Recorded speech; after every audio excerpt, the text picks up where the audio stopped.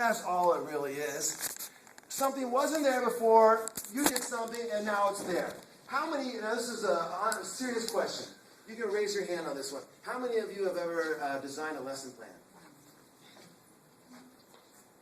Now, when I didn't see a couple of hands, I got worried. What do you get? No. So all of your hands went up. Well, you know what just happened there? Is you started and there was no lesson plan. And then you did something, and in the end, there was a lesson plan. What did you do? You created a lesson plan. You engaged in the creative process, and you made something.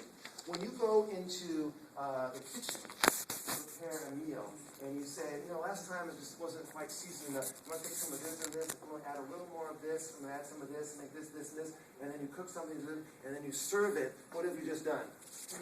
You've created something. You've engaged in the creative process, and where there was nothing, where it wasn't something before, you created something. You added all these other things together and made something different and unique of this meal, and you created something. That's all creativity is. You do it all the time. You just don't give yourself credit for it, and you don't give yourself, it's not labeled as creativity, and so you don't give yourself the proper credit that you deserve. You are absolutely creative beings. Every single one of you are creative beings.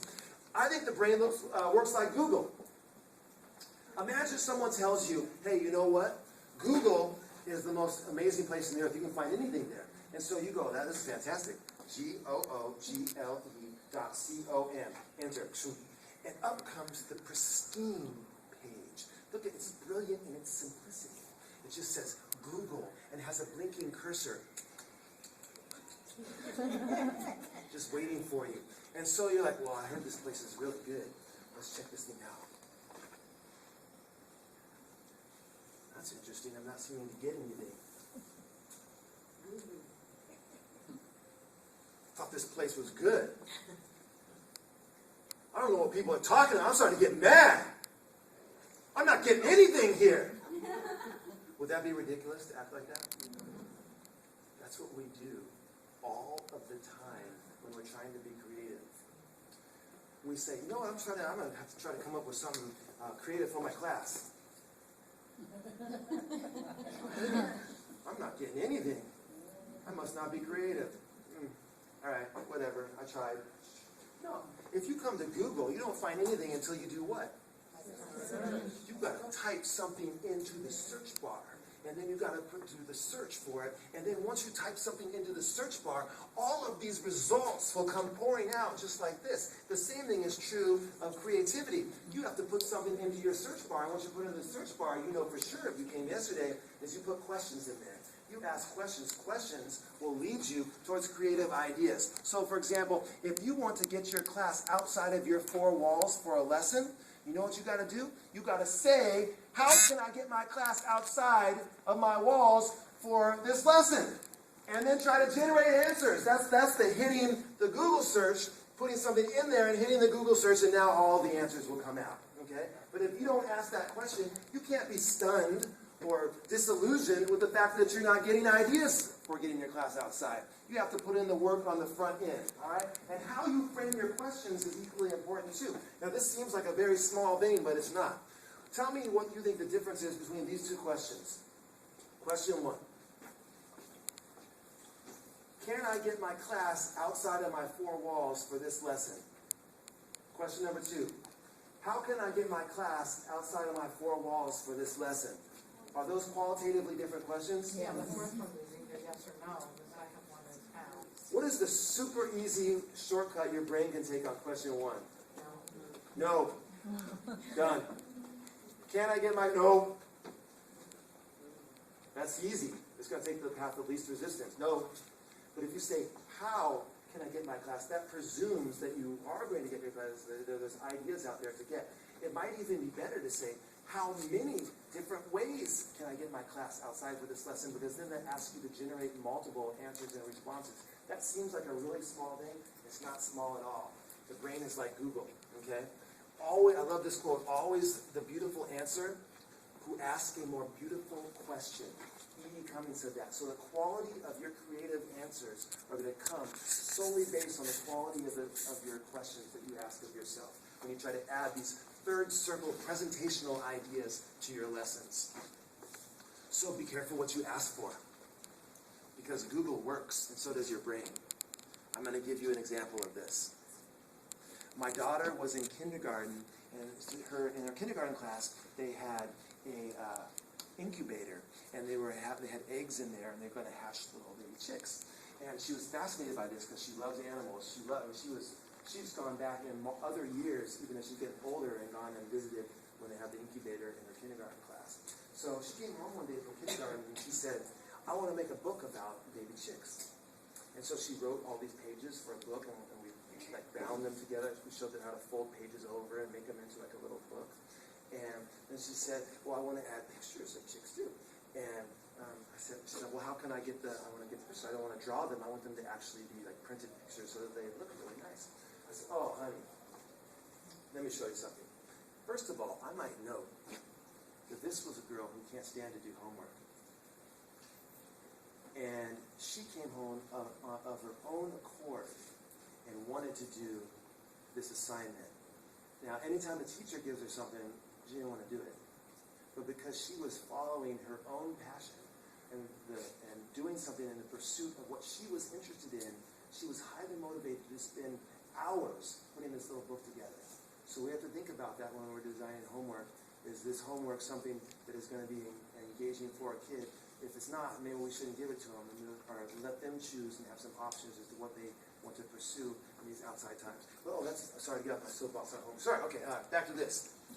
I said, honey, check this out. Come sit at the computer and let me show you how this works. Okay, go to Google. Excellent. All right. Go to Google Images. See where it says Images on the top there? Press Images. All right. Type in chicks. Search. You know where this is going. I took a screenshot.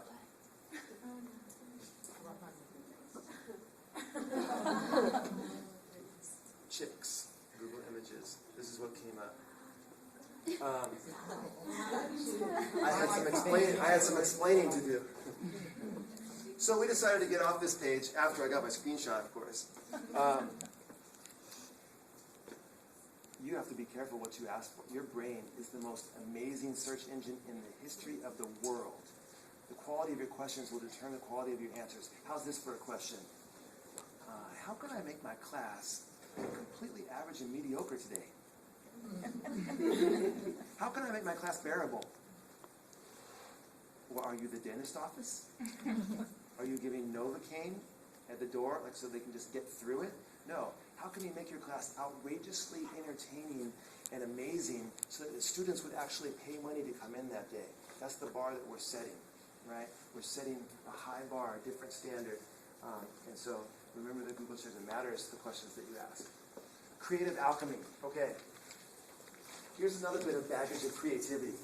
Some people think in order to be creative, what you have to do is you have to make something that's never been seen in the history of the world.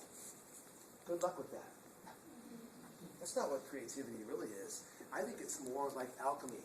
Alchemy is you take several things which are of low value, different elements and things of low value, and you combine them together, and somehow magically in the combination of these things, none of which on their own is valuable, somehow in the combination there's this magical process that creates something of great value.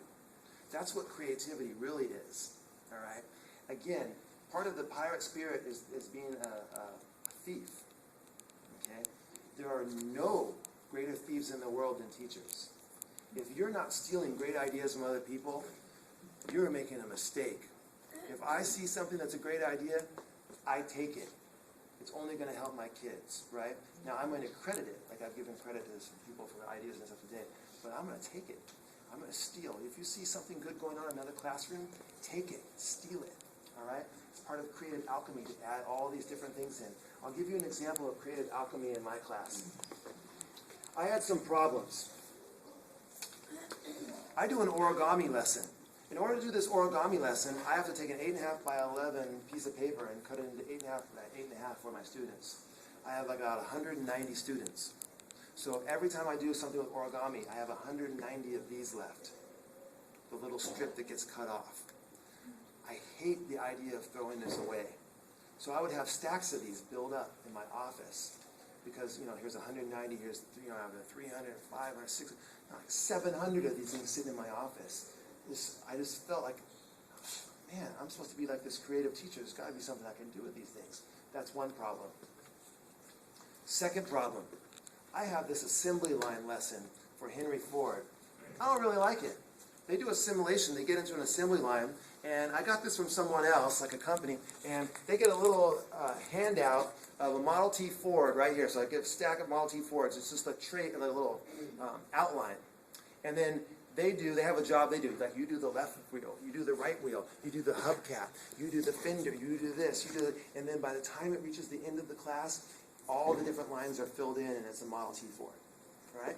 The only problem is then I have like a stack of 40 pieces of paper with just really kind of silly tracings of a Model T Ford, kind of sloppily done quickly as it goes. There's nothing cool about it for the kids. It teaches them the idea of an assembly line, but it just wasn't like that cool to me. I wanted to actually make something that they would think was cool. So I have that problem. Then I have this other thing go on. So for a couple years, I'm thinking about how I'm going to fix the assembly line. Years! Then a kid in my front row one day has a receipt out on his desk. And he's doing this weird thing. He's folding it, he's tearing it, he's bending it around. And he's like, Mr. Burgess, check this out. He throws it in the air. The thing spun to the ground like a helicopter. I was like, show me how to do that. He taught me how to do it. Another half year goes by. I come up to the assembly line lesson again. I'm trying to think again how I'm going to brainstorm some stuff. I have a notebook where I have things like cool little things like that. If I find something cool like that, I write it down. So I have that. And then all of a sudden it hit me. Wait a second. Creative alchemy.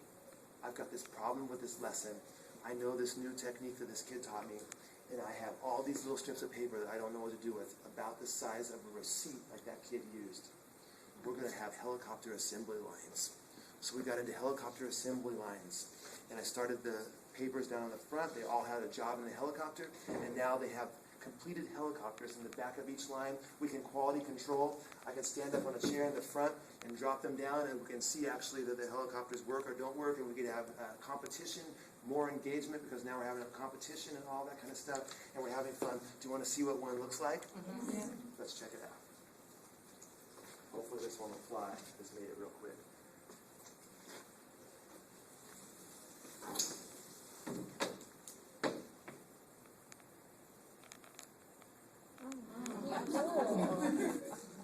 Is that pretty cool?